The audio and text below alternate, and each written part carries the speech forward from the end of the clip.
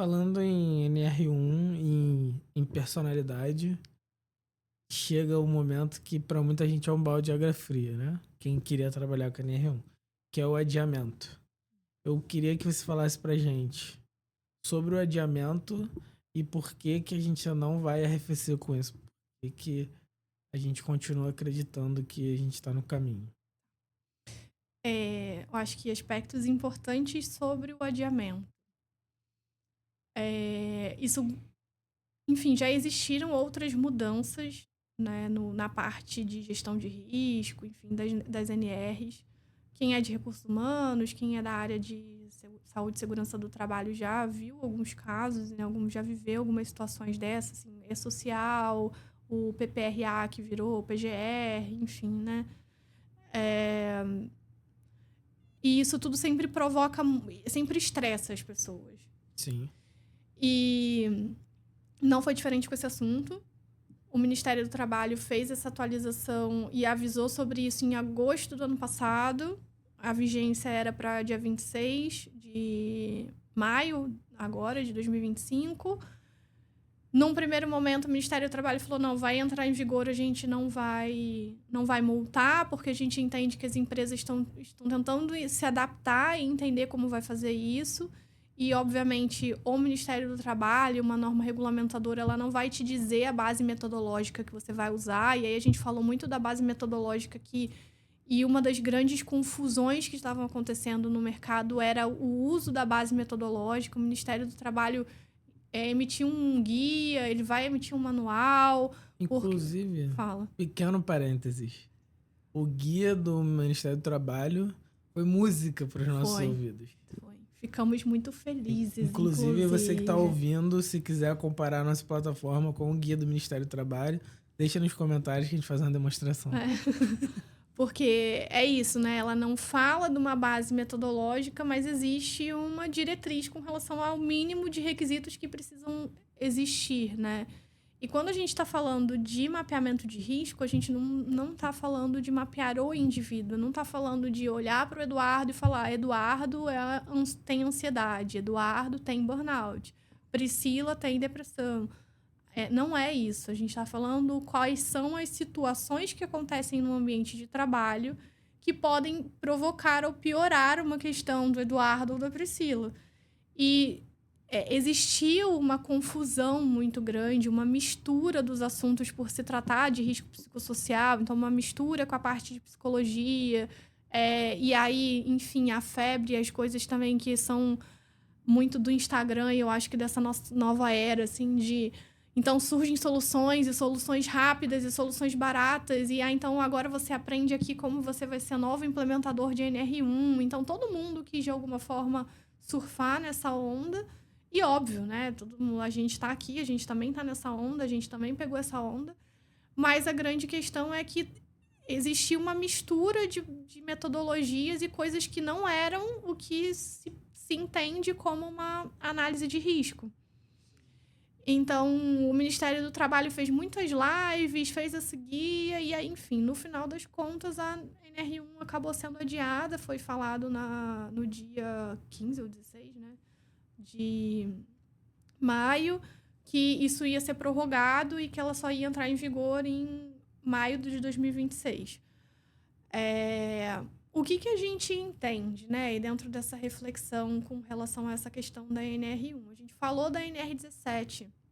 A NR1, ela é o PGR, o Programa de Gestão de Risco. Então, basicamente, a atualização falava assim: olha, você precisa começar a incluir no seu programa de gestão de risco a gestão dos riscos psicossociais.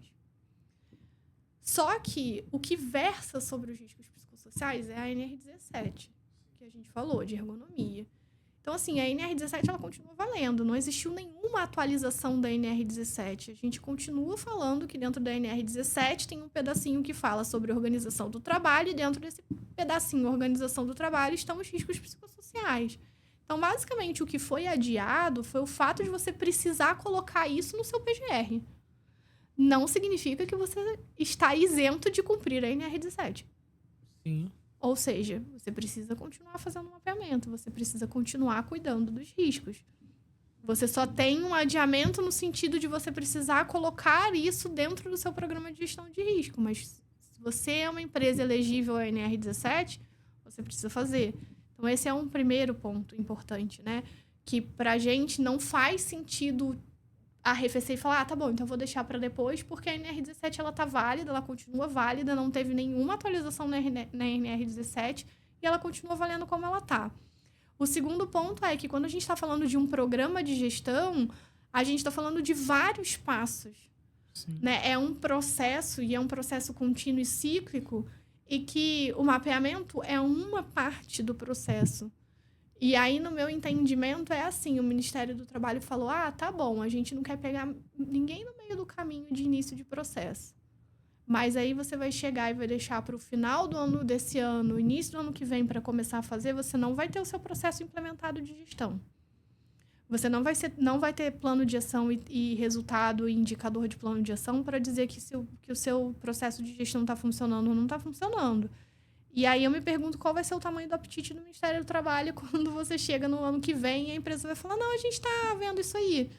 Né? Você teve mais de um ano, né? Porque se você parar para pensar que foi em agosto do ano passado, a gente vai fazer um ano em agosto desse ano, a gente tem quase um ano e meio, né? 2 anos quase, de tempo para as empresas se adaptarem. Então, assim, é um processo e eu entendo que a gente precisa chegar aí sim, com esse adiamento, a gente precisa chegar com esse processo pronto e maduro no início de 2026 para um momento de auditoria.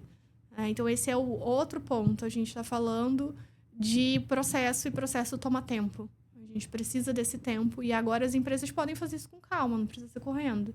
O que é ótimo para planejamento, enfim, né? Para a gente conseguir fazer as coisas da forma como elas precisam ser feitas, que seja bom para a empresa e para quem está trabalhando na empresa. Até para otimização de recurso. Uma Exato. coisa, se fizer uma coisa com 1 ano, outra coisa é ter que fazer correndo. Vai ser mais caro, inevitavelmente. Exatamente. E aí, o outro ponto é a questão da notificação compulsória, né? A gente tem uma portaria que saiu no dia 15 de agosto também, de 2024. Ela foi muito próxima dessa atualização da NR1.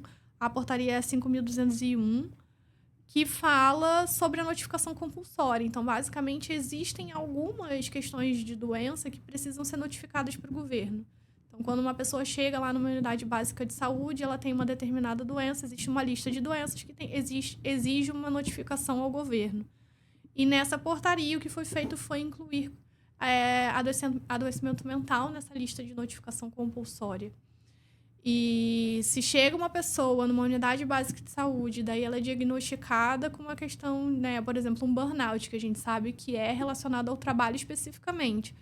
Isso vai entrar na lista de notificação compulsória e isso vai para o governo, né? E aí o governo pode, sim, se começar a ser uma questão recorrente dessas pessoas chegarem na unidade básica de saúde, e a gente sabe que isso vai acontecer, porque se a gente olha para os números do INSS, a tendência é isso começar a aumentar, então isso vai acontecer. O governo pode, sim, olhar e falar, pera, o que está acontecendo? E aí a gente precisa entender que Ministério do Trabalho é uma coisa, Ministério Público do Trabalho é outra coisa, e aí você vai poder falar melhor do que eu sobre isso. E o Ministério Público do Trabalho pode, sim, fazer o processo de ir lá na empresa e falar, olha, tem uma questão. E aí você ter um programa implementado de gestão de risco, e aí gestão de risco, tanto os outros riscos, físicos, químicos, biológicos, mais o risco psicossocial, que é o ponto que a gente está falando, pode ser um fator protetivo para você, de fato, mostrar por A mais B que você está cuidando da saúde do trabalhador. E o fato da NR1 tá adiada não significa que o Ministério Público do Trabalho não pode fazer o trabalho dele, porque são lugares e coisas diferentes, né? Então, esse é um outro ponto importante sobre isso. Não sei se você quer falar alguma coisa sobre essa diferença de Ministério do Trabalho, Ministério Público, enfim.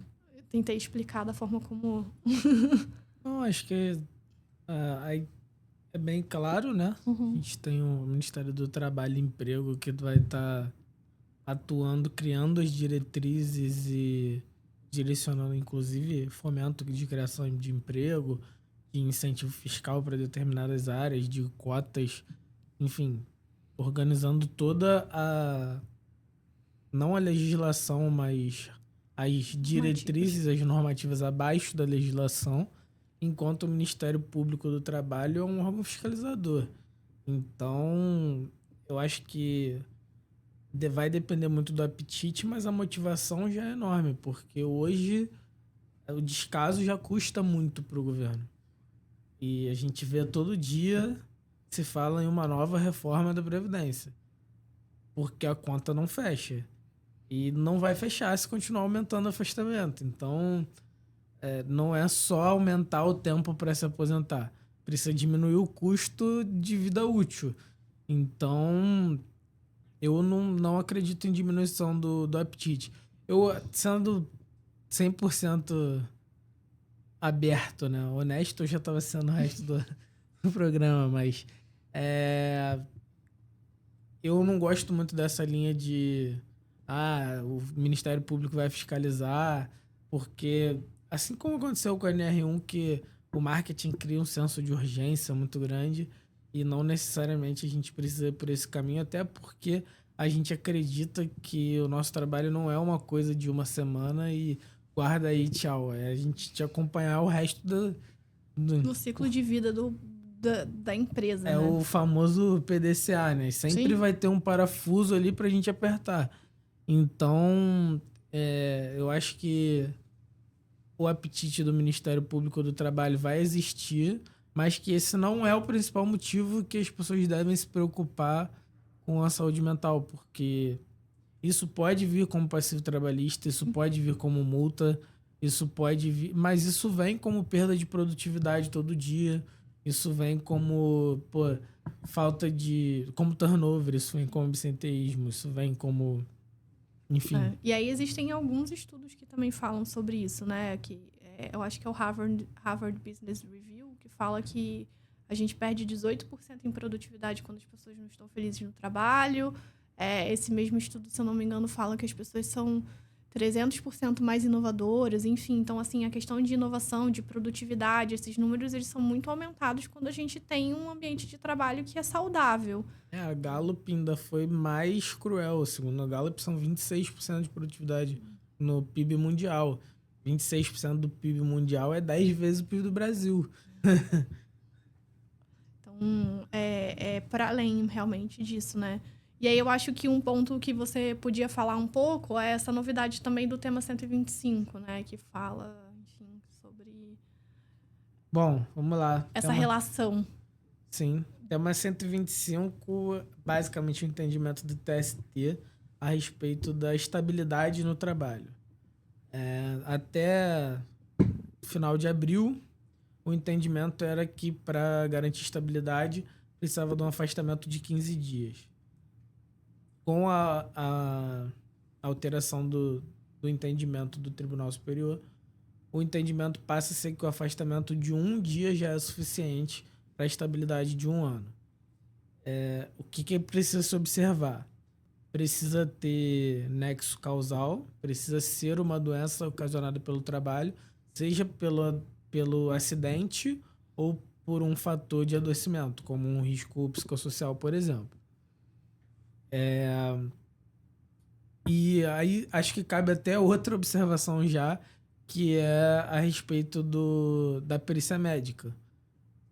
Esse funcionário vai fazer uma perícia médica e a empresa tem até 30 dias para questionar essa perícia médica.